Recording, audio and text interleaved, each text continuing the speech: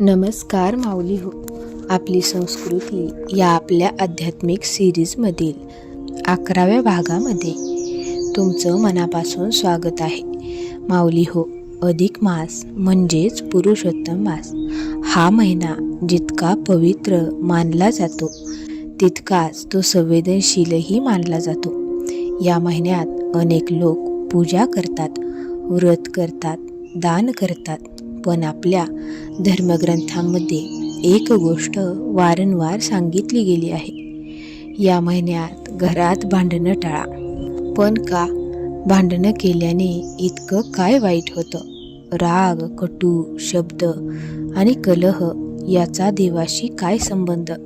आजची ही कथा एका अशा कुटुंबाची आहे जिथे अधिक मासात रोज भांडणं होत होती आणि मग त्यांच्या आयुष्यात असं काही घडलं जे ऐकून गाव हादरलं. ही कथा तुम्हाला शेवटपर्यंत विचार करायला भाग पाडेल, तर व्हिडिओ शेवटपर्यंत नक्की पहा आणि ओम तत्सत मराठी या आपल्या आध्यात्मिक चॅनलला सबस्क्राईब नक्की करा. अधिक मासातील घराचं वातावरण का महत्त्वाचं असतं? पुराणांमध्ये सांगितलं आहे, अधिक मास हा भगवान विष्णूंचा महिना आहे. या काळात घरात जिथे शांतता असते, नामस्मरण होतं आणि प्रेम आणि आदर असतो तिथे देवांचा वास होतो.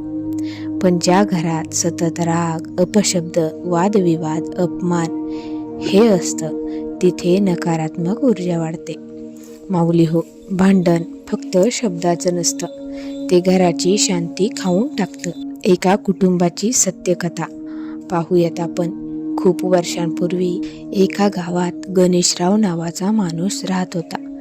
त्याचं मोठं घर होतं, पैसा होता, शेती होती, पण त्या घरात शांतता नव्हती. सकाळ झाली की भांडणं सुरू. सून आणि सासूचं भांडण, भावांमध्ये वाद, नवरा बायकोंमध्ये कटू शब्द, घरात रोज आरडाओरडा. अधिक मास सुरू झाला.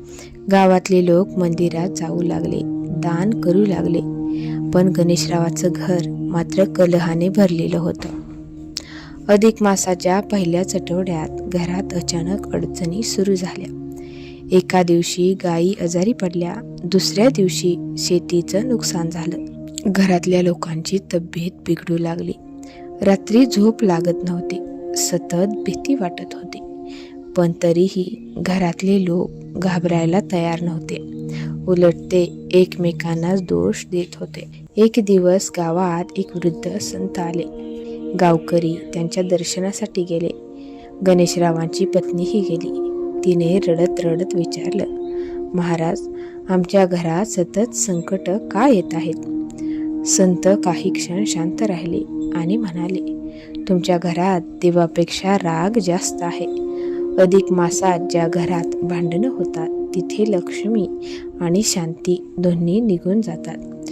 हे ऐकून ती स्त्री हादरली. संत म्हणाले, या महिन्यात प्रत्येक शब्दाला ऊर्जा असते. जेव्हा तुम्ही कटू बोलता तेव्हा त्या शब्दाची नकारात्मक शक्ती घरात फिरत राहते आणि जेव्हा तुम्ही प्रेमाने बोलता तेव्हा घरात देवत्व निर्माण होतं. माऊली हो, आपल्या धर्मात शब्दांना मंत्रासारखं महत्त्व दिलं गेलं आहे. म्हणूनच म्हणतात, गोड बोलणं हेही पुण्य आहे. त्या दिवसानंतर गणेशरावांच्या घरात एक नियम बनला. कोणी मोठ्याने बोलायचं नाही, अपशब्द वापरायचे नाहीत, राग आला तरी शांत राहायचं.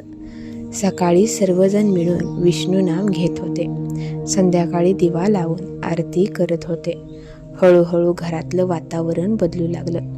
जिथे आधी राग होता तिथे आता शांतता होती. काही दिवसांनी शेतीत अचानक चांगलं पीक आलं. आजारी लोक बरे होऊ लागले. घरात आनंद परत आला. गणेशराव म्हणाले, आमचं नशीब देवाने बदललं नाही, आमच्या स्वभावाने बदललं. आता आपण पाहूयात की भांडणामुळे नक्की काय होतं. माऊली हो, घरातलं भांडण फक्त मन दुखावत नाही, ते घराची ऊर्जा खराब करतं. लहान मुलाच्या मनावर परिणाम होतो. घरात भीती निर्माण होते आणि सर्वात महत्त्वाचं म्हणजे जिथे सतत कलह असतो तिथे भक्ती टिकत नाही. अधिक मासात काय करावं पाहूयात आपण. सकाळी शांत वातावरण ठेवा. देवाचं नामस्मरण करा. मोठ्यांचा आदर करा. घरात भजन लावा. शक्य असेल तर एकत्र जेवा. राग आल्यावर शांत राहा.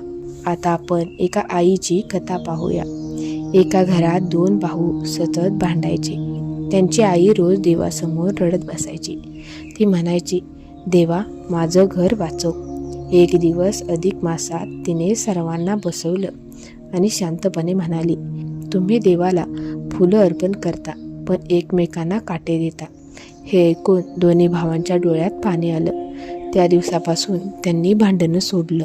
आजच्या काळातील सत्य घटना म्हणजे आज छोट्या छोट्या गोष्टींवरून लोक भांडतात. मोबाईल, पैसा, अहंकार. पण लक्षात ठेवा, जिंकणारा तो नसतो जो भांडण जिंकतो. जिंकणारा तो असतो जो नातं वाचवतो. अधिक मासासाठी एक संदेश मी तुम्हाला सांगते. भगवान विष्णू सांगतात, जो भक्त मन शांत ठेवतो, दुसऱ्यांना दुःख देत नाही, त्याच्यावर माझी कृपा होते. माऊली हो, अधिक मास म्हणजे फक्त पूजा नाही तर मन शुद्ध करण्याची संधी आहे. जर तुमच्या घरातही सतत तणाव असेल तर या अधिक मासात एक संकल्प करा. राग कमी करेन, गोड बोलेन, घरात शांतता ठेवेन. कारण ज्या घरात प्रेम असतं तिथेच देवाचा खरा वास असतो. जर तुम्हाला ही कथा आवडली असेल तर व्हिडिओला लाईक करा. कमेंटमध्ये जय श्री विष्णू नक्की लिहा. आणि ओम तत्सत मराठी या आपल्या आध्यात्मिक चॅनलला सबस्क्राईब नक्की करा. पुन्हा भेटू एका नवीन आध्यात्मिक कथेसोबत. तोपर्यंत जय श्री विष्णू.